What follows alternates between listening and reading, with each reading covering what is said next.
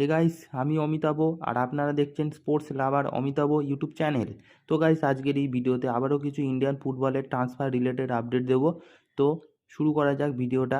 তো প্রথমে যেই বিষয়টা নিয়ে আলোচনা করব সেটা হচ্ছে অনেকেরই খুব জানার চাহিদা ছিল যে এই যে দিমিত্রিয়াস ডিয়ামান্টাকোসের সাথে যে ইস্টবেঙ্গলের ডিল ডান হয়ে গেল, এছাড়া জেমি ম্যাকলারেনের সাথেও কিন্তু মোহনবাগানের ডিল কমপ্লিট হয়ে গেছিলো।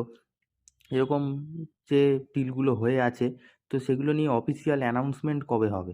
তো এটা কিন্তু সমর্থকদের জন্য কিন্তু খুবই জানার ইচ্ছা, কারণ তারাও আশা করে বসে আছে যে তারা এই সব ভালো ভালো প্লেয়ারগুলোর অফিসিয়াল অ্যানাউন্সমেন্ট দেখতে চায়। অলরেডি তো কনফার্ম হয়েই গেছে, ইস্টবেঙ্গল সমর্থকরাও কনফার্ম আছে যে দিমিত্রিয়াস ডিয়ামান্টাকোস ইস্টবেঙ্গলে এসে গেছে। প্রায় ওগুলো কনফার্ম হয়ে গেছে।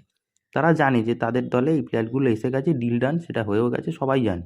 জেমি ম্যাকলারেনের সাথেও মোহনবাগানের ডিল কমপ্লিট, সেটা মোহনবাগানের সমর্থকরাও জানে।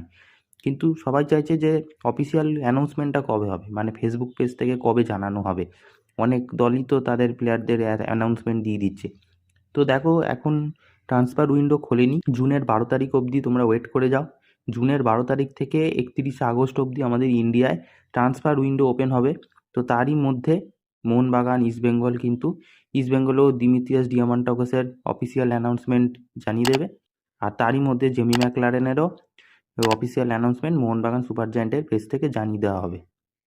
এরপর যে ট্রান্সফার রিলেটেড যে আপডেটগুলো নিয়ে আলোচনা করব সেটা হচ্ছে, তো যাকে নিয়ে আলোচনা করব তার নাম হচ্ছে দিমিত্রিয়াস চ্যাটজিসিয়াস।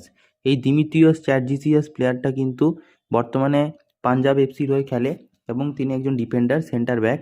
তো খুবই বড়সড় চান্স আছে, প্রায় বলতেই পারো পাঞ্জাব এফসি কিন্তু তাকে ছেড়ে দেবে। যেহেতু তাকে ছেড়ে দেবে, তাই জন্যে কিন্তু কেরালা ব্লাস্টার্সে কিন্তু এই প্লেয়ারটির আসার সম্ভাবনা আছে। প্রায় কেরালা ব্লাস্টার্স কিন্তু তার সাথে কথাবার্তা চালিয়ে যাচ্ছে, প্রায় অ্যাডভান্স লেভেলের কথাবার্তাই হচ্ছে। তো প্রায় বলতে পারি 70% কিন্তু চান্স আছে এই প্লেয়ারটিকে পাঞ্জাব এফসি থেকে রিলিজ করে দেওয়ার পর কিন্তু তিনি কেরালা ব্লাস্টার্সেই কিন্তু যাবে এই ডিফেন্ডারটি। এরপর যাকে নিয়ে কথা বলবো তার নাম হচ্ছে জাভি হার্নান্ডেজ।